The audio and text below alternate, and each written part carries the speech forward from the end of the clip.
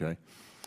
In 2023 October, DOE distributed awards to 3 advanced nuclear energy developers to further those micro-reactor designs through front-end engineering and experiment design processes.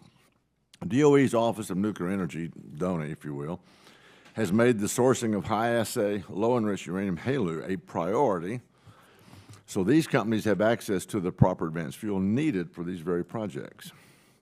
Unfortunately, it's my understanding that this fuel will not be provided on schedule, that will put these companies at significant risk of failure to deliver on time for the 2026 target, the demonstrations at the Idaho National Lab.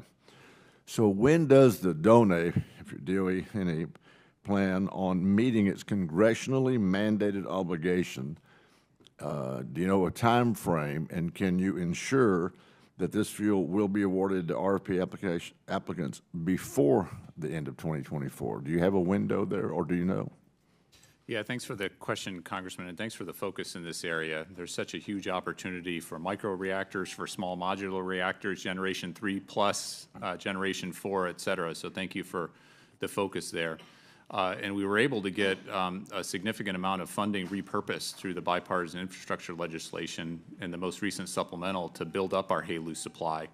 I don't know the particular timelines that you're asking about for these microreactors, but happy to look at that. And this is an area that we're spending a lot of time and focus on and trying to make sure that we've got the fuel available for the entrepreneurs, for the companies that are doing some pretty groundbreaking work, including at our Idaho National Lab.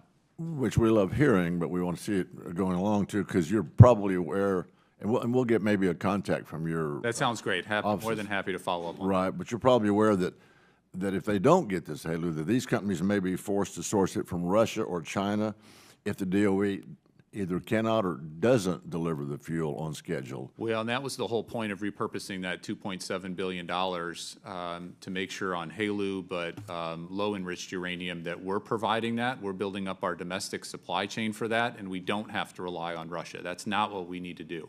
Do you know, are you all in touch with those companies to keep them, kind of give them an updated time schedule? I'm sure we are, and we can make sure that the direct point of contact in our nuclear energy office is following up with you and your staff to make sure that everything's synced up. Well, that'd be very helpful, but we also want you to follow up with those companies as well. If you no, happy to. I'm almost positive, but I don't know the particulars involved, so I don't want to say something that I'm not 100% sure of. But